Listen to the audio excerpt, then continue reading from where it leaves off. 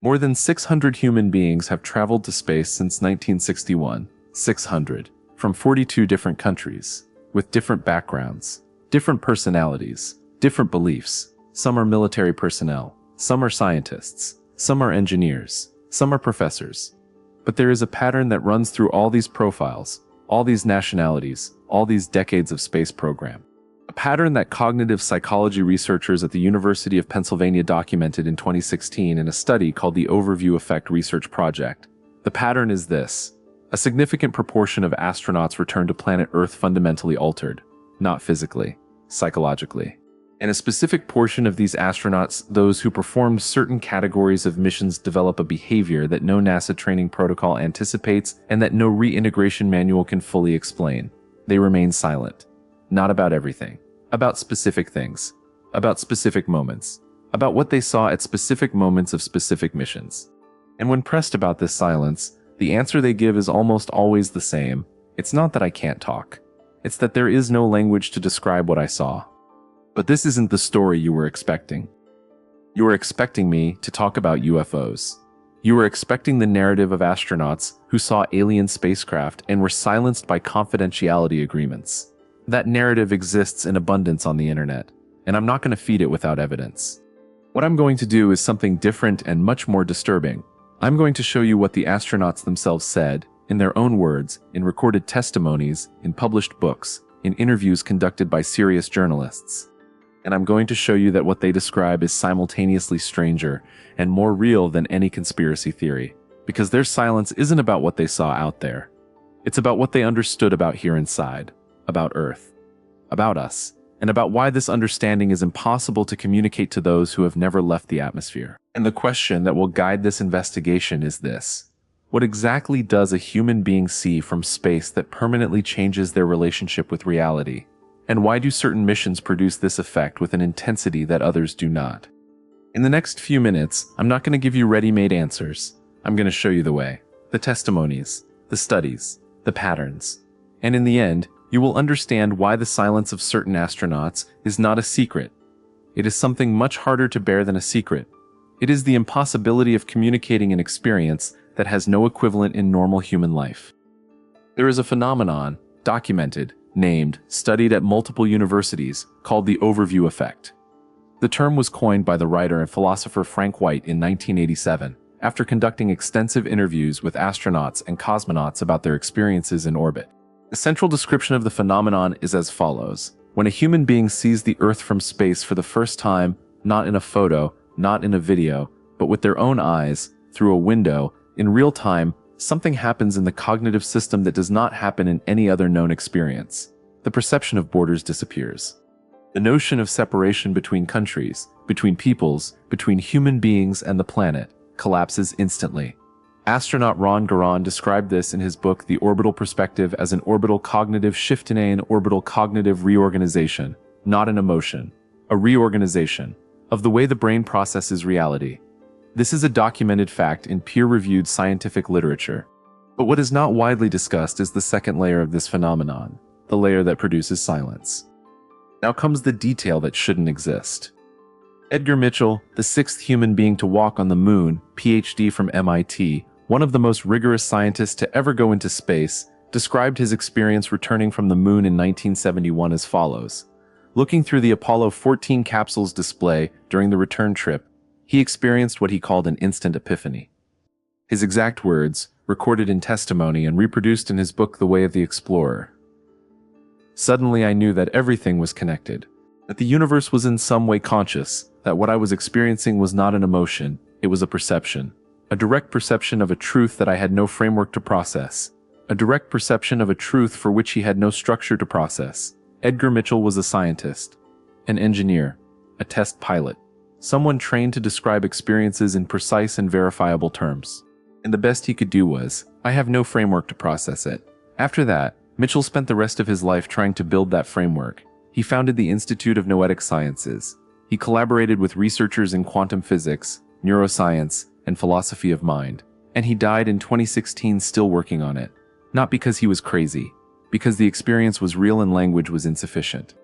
And it was precisely at this point that I began to understand that the silence of astronauts is not the silence of someone hiding something. It is the silence of someone trying to find the words. I will precisely separate what is fact from what is hypothesis from what is speculation. Facts. The overview effect was documented by Frank White in 1987 and is the subject of ongoing academic research at multiple universities. The 2016 University of Pennsylvania study Edgar Mitchell has documented patterns of post-mission psychological transformation in astronauts. He described his experience in recorded testimonies and verifiable publications. Ron Guerin documented the concept of orbital cognitive shift in academic publication. Over 600 humans have traveled to space, and a documented proportion of them report experiences of profound perspective transformation. Hypotheses supported by evidence that certain mission categories, especially those involving extreme distance from Earth, such as lunar missions, produce the overview effect with qualitatively different intensity than missions in low Earth orbit. That this difference in intensity explains why astronauts from certain specific missions develop distinct communication patterns from others. Speculation without solid factual basis. That silence is imposed by NDAs related to sightings of unidentified phenomena. I have no evidence to support this. Now think about the consequences of what you just heard. If an experience can permanently reorganize the cognition of a highly trained human being, someone who has spent years in psychological preparation, someone with PhDs and decades of military or scientific career, what does that tell us about the nature of human perception? What does that tell us about how much of our reality is constructed by the environment in which we live and not by objective reality itself? Canadian astronaut Chris Hadfield, who spent 5 months on the International Space Station, and is one of the most rigorous science communicators to ever go to space, described in his book An Astronaut's Guide to Life on Earth that returning to Earth is harder than leaving. Not physically. Psychologically. Because you come back with a perception that no one around you shares. You saw the entire planet from the outside. You understood viscerally, not intellectually, that boundaries are imaginary lines. That the conflicts that consume human energy are disputes over a tiny fraction of a rock orbiting an average star in a galaxy among billions. And then you go to the supermarket. Someone argues about the checkout line. And you look at that person and at yourself, and you can no longer access the mental state that made it important. And there's no way to explain it to the person in line. Because to explain it, you'd need to take them to space. I know what you might be thinking now. That's beautiful, but it's just perspective. People have transformative perspectives without going to space. Meditation, serious illnesses, losses, near-death experiences. And you're right, these experiences also reorganize cognition. But there's a crucial difference that the overview effect researchers identified. Terrestrial cognitive transformations are mediated by narrative.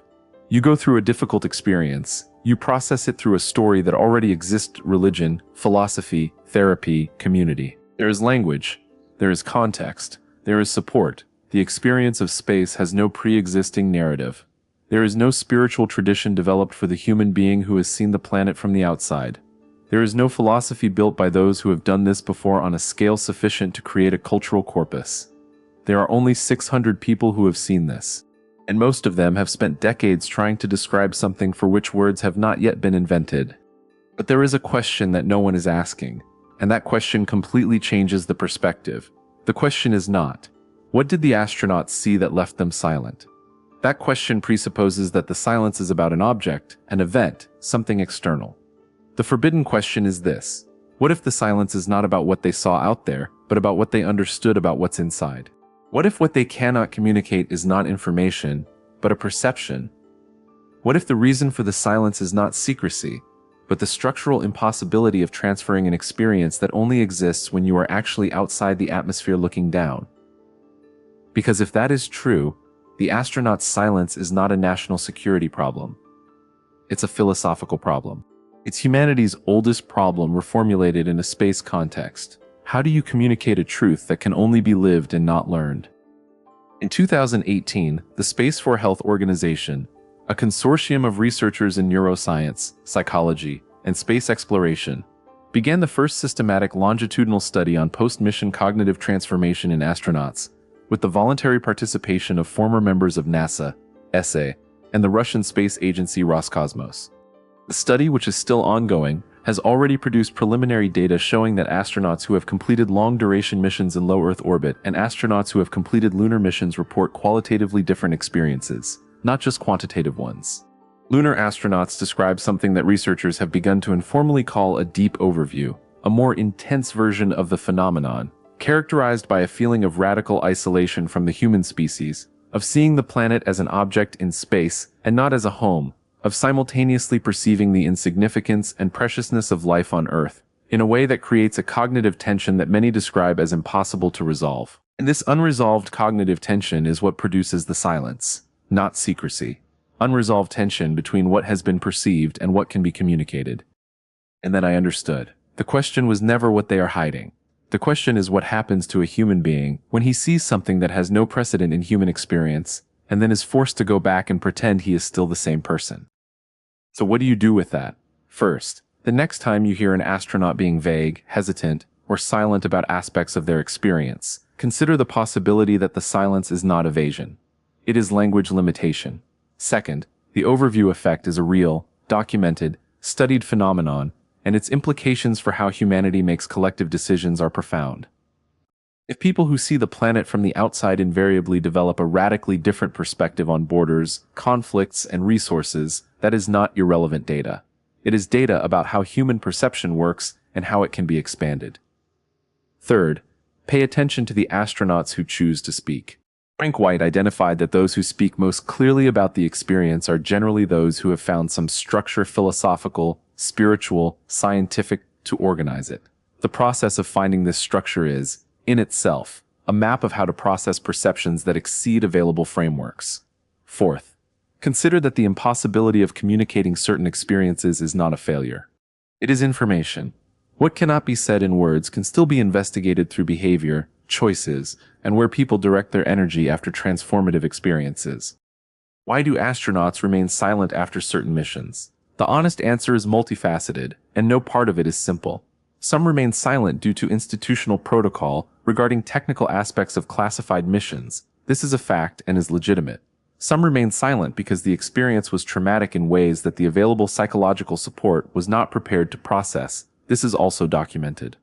But the largest category, the one that the Overview Effect Research Project data identifies as dominant, is this. They remain silent because they have seen something that has permanently reorganized their cognition, and they have not yet found the language to describe what they saw in a way that does justice to the experience. And this absence of language is, in itself, the most important discovery, because it tells us that human experience contains territories that human language has not yet mapped, that there are possible perceptions that are beyond the available vocabulary, and that the only way to access these territories is to physically go to the place where they reveal themselves. The question that will stay with you after this video ends is this.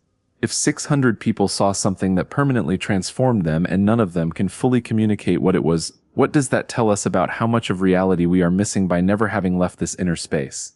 And what would happen to all of humanity if we could all see what they saw?